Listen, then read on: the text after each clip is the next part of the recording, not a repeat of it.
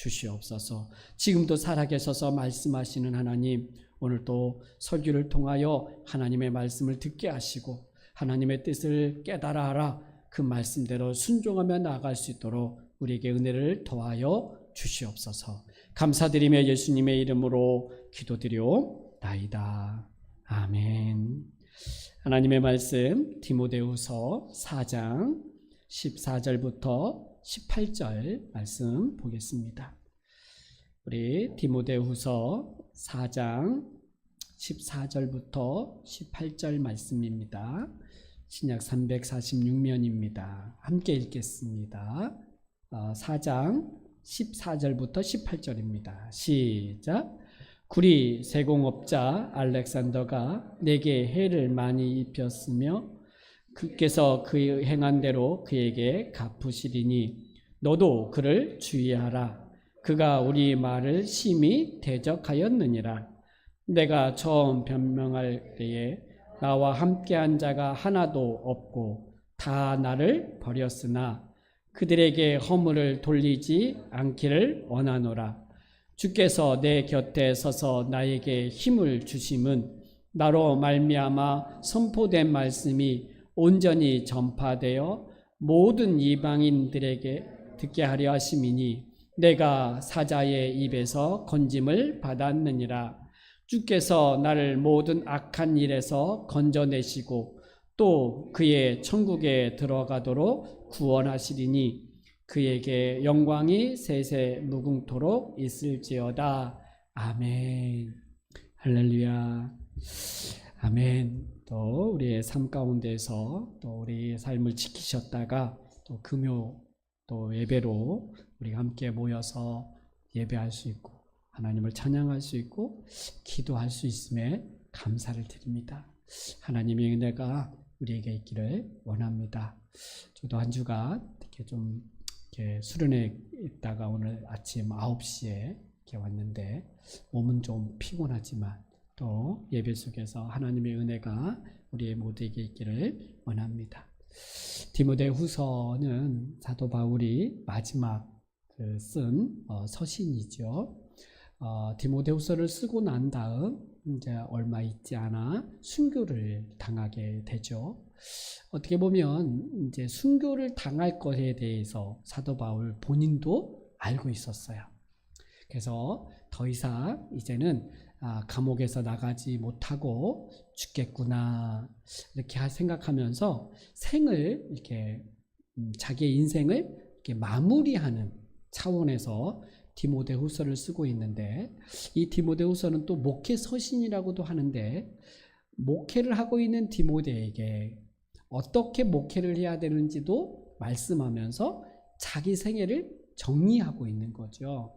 우리가 끝이 있잖아요. 우리 생애도 우리가 끝에 생을 마무리할 때 어떻게 마무리를 해야 되는지도 사실 디모데후서를 보면서 좀 이렇게 마무리를 해야 되는구나라고 하는 것도 좀 깨달을 수 있는 것 같아요. 마무리를 자기 생애 이제 죽음을 앞두고 있을 때 정리를 하잖아요. 자기 생애를 정리할 때 그 정리할 때 가장 먼저가 그 외로움 가운데에서 사람이 그리운 것 같아요. 여러분께 누가 유독하다 그러면 가족들을 부르잖아요. 그리고 마지막 그 가족들 앞에서 이렇게 여러 가지 이야기도 나누고 이렇게 하죠.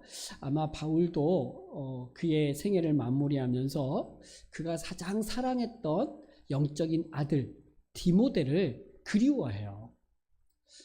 함께 동역자이면서 또 복음 안에서 낳은 아들이기도 하고 참 이렇게 바울과 함께 이 한 생애를 이렇게 마무리 이렇게 함께 보냈던 그 디모데를 향하여 바울은 디모데후서 4장 9절에 물론 1장에서도 그렇게 말해요. 1장 4절에서도 너 보기를 원함은 내 기쁨이 가득하게 함이니. 그러니까 너 보는 것이 내 기쁨이 가득하다는 거예요.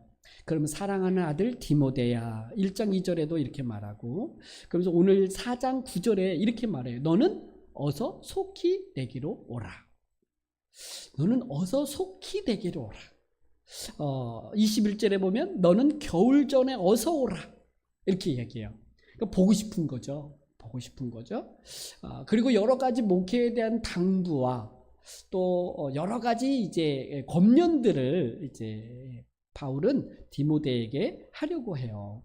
근데 먼저는 이제 우리가 13절까지 지난주에 함께 나누었는데요. 여기에 여러 사람이 거론이 돼요. 그 중에 데마라는 사람도 거론이 되고 디도 또 누가 마가 뭐 이렇게 두기고 여러 사람이 이제 거론이 되면서 바울과 함께 이렇게 사역을 하고 동역자였던 사람, 충성스러운 사람도 있는 반면에 또 함께 했던 사람들 중에 바울을 버렸던 사람도 있다. 그게 바로 데마다라고 하는데, 여러분 이 10절에서 나오는 이 데마라고 하는 이 사람은 바울의 동역자였어요. 교회 지도자이기도 했어요. 그래서 그 데마는 바울이 복음을 전하면서 1차 투옥되었을 때, 로마에 가서 1차 투옥되었을 때까지만 해도 바울 곁에서 함께 이 사역을 했던 사람이죠. 그래서 1차 투옥 때에 서신을 썼던 것이 골로새서, 뭐 빌레몬서, 뭐 여러 에베소서, 여러 가지가 있는데 그 중에 골로새서 4장 14절에 보면 이 데마라는 사람이 거론을 해요. 바울이 사랑을 받는 의사 누가와 또 데마가 너희에게 무난하니라 이렇게 데마를 언급하면서 데마도 너희에게 무난한다. 빌레몬서 1장 24절에서도 또한 나의 동역자 마가 또 아리스다고 데마 누가가 무난하느니라. 이때도 데마를 거론해요. 그러니까 1차 투옥되었을 때까지만 해도 데마는 바울과 함께 있었던 지도자였던 거죠. 근데 이 데마가 오늘 10절에 보면 이 세상을 사랑하여 나를 버리고 데살로니가로 갔다 이렇게 말해요. 왜 갔는지 우리 지난주도 함께 좀 살펴봤지만 사실 거론되어지지는 않아요. 그러나 여러 가지 추측할 수 있는 것은 뭐냐면 1차 투옥 때까지만 해도 바울과 함께 있었는데 2차 투옥되어 이제 죽음을 앞두고 있는 바울을 떠났다는 것을 볼 때 이 고난 역경에 대한 낙심되어졌던 것이 있었던 것 같아요. 데마에게는. 그러니까 복음을 전하고 주의 일을 열심히 했는데 왜 언제까지 이런 고난과 환난이 멈추지 않고 지속되는가에 대한 이런 어떤 이 시험에 든 것 같아요. 근데 결정적인 건 뭐냐면 그 주를 따를 때는 고난이고 환난인데 세상을 보면 너무 좋은 거예요. 그러니까 세상을 사랑하여 나를 버렸다 이렇게 말하잖아요. 그러니까 바울을 따를 때는 고난이에요. 세상을 따르면 이게 너무 좋은 거예요. 그러니까 이 데마는 결국은 바울을 버리고 세상을 향하여 떠났죠. 이게 바울에게 있어서 생을 망합하면서 가장 마음 아픈 하나의 일이었던 것 같아요. 그렇잖아요. 함께 주의를 위해서 열심히 함께 이 신앙생활을 했던 사람이 어느 날 어떤 문제인지는 모르겠지만 신앙을 잃어버리고 믿음을 떠나 세상을 사랑하여 갈 때 그것만큼 마음이 아픈 게 없겠죠. 아마 바울에게 있어서 이 생을 망함하면서 이 데마에 대한 이야기를 거론을 했어요. 또 누가도 이야기했고 마가에 대한 이야기도 했어요. 그리고 그가 올 때에 디모데가 올 때에 세 가지를 부탁을 해요. 마가를 데려와라. 또 겉옷을 가지고 와라. 특별히 가죽종이에 쓴 책을 가지고 와라. 그래서 이제 이 책은 성경이죠. 구약 성경. 바울이 노년 때 이제 이때는 눈이 굉장히 안 좋아서 글을 볼 수가 없음에도 불구하고 마지막 하나님의 말씀인 성경을 가까이 두려고 하고 읽으려고 하고 있는 바울의 모습을 보죠. 자, 그렇게 이야기하면서 오늘 14절에 보면 한 사람을 좀 주의하라고 이야기를 하고 있어요. 그가 누구냐면 구리 세공업자 알렉산더라고 하는 사람이에요. 이 알렉산더라는 사람이 이 바울을 굉장히 해롭게 했대요. 그러니까 힘들게 한 거예요. 괴롭혔다는 거예요. 근데 이 괴롭힘이 어떤 괴롭힘이었냐? 15절에서 말하죠. 너도 그를 주의하라. 그가 우리 말을 심히 대적하였느니라. 이렇게 말했어요. 그러니까 우리 말, 바울과 디모데가 말하는 말이 뭐겠습니까? 예수 그리스도의 십자가 복음이겠죠. 그 하나님의 은혜의 복음이었을 거예요. 근데 이것을 대적을 했어요. 이것에 대해서 반대를 한 거예요. 바울이 전한 복음을, 그가 전하는 메시지를 반대하는 거예요. 이건 아니다 라고 말하는 거죠. 그래서 끝까지 이 바울이 전한 메시지에 대해서 대적하면서 끊임없이 옆에서 괴롭혔다, 해를 입혔다. 근데 많이 입혔음에 이렇게 말하죠. 그러니까 바울이 복음을 전하면서 이 알렉산더 때문에 참 힘들었던 것 같아요. 바울이 좀 이렇게 전하면 그건 아닌 것 같은데요.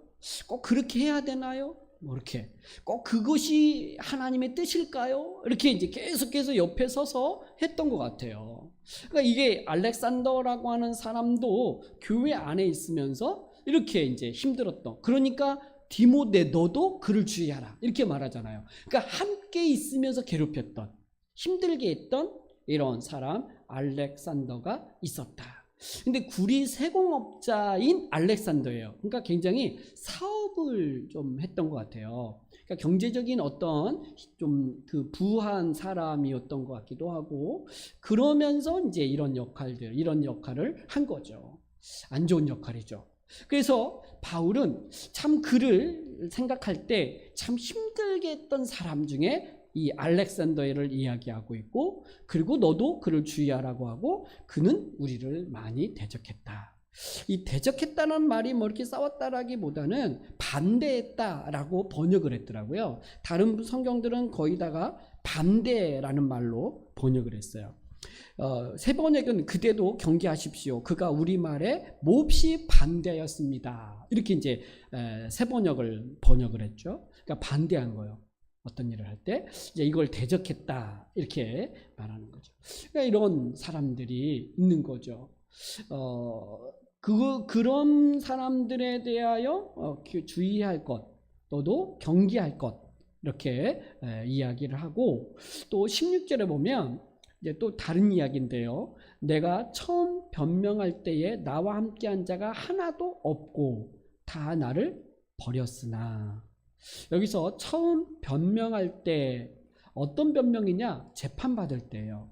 그러니까 바울이 로마의 감옥에 갇히면서 이제 재판을 받게 되는데, 이 재판받을 때 바울 곁에 서서 변호하거나 바울을 좀 지지해 주는 사람이 있어야 되는데 하나도 없었다는 거예요. 이 쉬운 성경은 이렇게 번역을 했어요. 내가 처음 재판관 앞에 끌려갔을 때 나를 도와준 사람이 한 명도 없었습니다. 모두 나를 버리고 떠났지만 하나님께서 그들을 용서해 주시기를 기도합니다. 그러니까 재판을 받을 때 바울 곁에 없었다 이렇게 이야기하는 거죠. 아마 이걸 언급하는, 거론하고 있는 바울을 생각할 때 참 힘들었던 것 같아요. 그렇게 바울이 복음을 전하고 함께 그 복음을 듣고 기뻐하고 또 구원의 은혜를 누렸던 사람들이 바울이 정작 힘들어할 때 아무도 바울 곁에 서서 그를 변호하거나 그를 지지하거나 그의 입장에서 말해주는 사람이 하나도 없고 나를 다 버렸다 이렇게 이야기를 하면서, 그러나 주께서 하나님께 그들을 용서해 주시기를 기도합니다 이렇게 말하죠. 그들에게 허물을 돌리지 않기를 원하노라 이렇게 말했어요.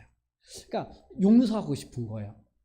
아마 마음에 조금 이렇게 담아두었던 것 같아요. 그렇겠죠. 바울도 사람이고 참 힘들 때 좀 힘이 되어주는 사람이 한 사람만 있어도 참 이렇게 버티겠는데, 참 그 필요로 할 때 사람이 곁에 없을 때 힘들잖아요. 그러니까 그런 힘들 때 함께 이 복음 안에서 싸워가야 될 한 사람이 없을 때 힘들었던 것 같아요. 지금도 그 로마 감옥에 갇혀 있으면서 아마 그 외로움이 그에게 있었을 거예요. 그 힘듦이 그 마음에 있었을 거예요. 그렇지만 이제 그들도 용서해 주시기를 하나님 앞에 기도하고 있는 거죠. 그들의 허물, 그들의 연약함을 하나님 돌리지 마시고 용서해 달라고 하는 거죠. 그럼 이 모습은요, 예수님께서 그 빌라도 재판장에 섰을 때 모두가 다 예수님을 십자가에 못 박으라 그러잖아요. 빌라도가 어떻게든 그를 살리려고, 예수를 살리려고 하지만 아무도 예수님 입장에서 말해주는 사람이 없었어요. 제자들도 그 잡히시던 전날 밤에 모두가 다 예수를 버리고 도망가죠. 그러나 예수님이 십자가에 못 박히실 때 그 자기의 손에 못 박는 그 군인까지도 아버지여 저들의 죄를 용서하여 주옵소서. 결국 주님은 이 죄인을 대신하여 이 땅에 오셨고 이들의 죄의 형벌을 받아 십자가에 죽는 것이기에 주님은 그들의 죄를 하나님 용서해 달라고 기도하고 있는 거죠. 바울도 지금 이제 마지막 생을 정리하면서 어떻게 보면 그들의 연약함 또는 그들의 부족함, 그들의 어떤 잘못들에 대해서 하나님 저들의 허물을 용서해 달라고 기도하고 있고, 또 디모데에게도 아마 그런 권면을 하고 있는 것 같아요. 그래서 마무리할 때, 생을 마무리할 때 그 원한 가진 사람들 있잖아요.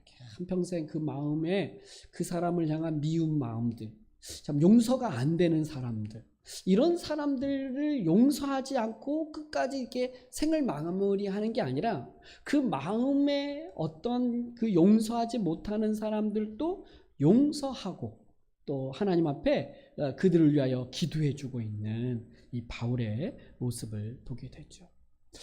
바울이 이렇게 로마 감옥에서 이렇게 외로움 가운데서도 죽음을 기다리면서 이렇게 할 수 있었던 것, 그가 이렇게 마무리를 할 수 있었던 건 저는 17절, 18절 때문인 것 같아요. 자기의 생을 돌아볼 때 가장 큰 은혜는 뭐냐면 주께서 내 곁에 서서 나에게 힘을 주신 은혜가 있는 거예요.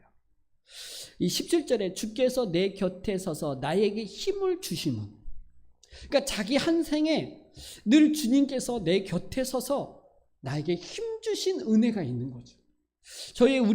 우리가 신앙생활을 할 때 매일매일 삶을 살아갈 때도 이 하나님의 은혜가 우리에게 있잖아요. 십자가로 말미암아 우리를 구원하시고 그 구원 얻은 우리를 떠나지 아니하시고 우리와 함께 계시면서 우리 곁에 서서 우리에게 힘을 주시는 그 주님의 은혜가 우리 안에 있어요.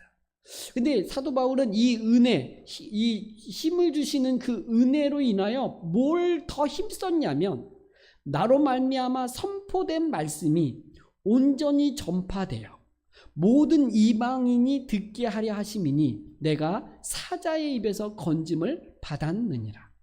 그러니까 사도 바울은 하나님께서 내 곁에 서서 나에게 힘을 주신 것은 결국 나에게 이 선포하라고 하신 이 말씀을 온전히 선포하여, 그러니까 선포할 수 있도록 힘을 주신 거예요. 이 복음을 멈추지 않고 이 십자가의 은혜의 복음을 전할 수 있도록 힘을 주셨다는 거예요. 이건 우리에게도 우리가 믿음의 삶을 살 수 있도록 힘을 주시고 또 그 십자가의 복음의 은혜를 전할 수 있도록 하나님 우리 곁에 서서 힘을 주시는 하나님의 은혜가 있다는 거죠. 저는 전도할 때 누군가에게 복음을 전할 때 더 큰 하나님의 은혜와 돌보심과 또 능력이 나타나는 것 같아요.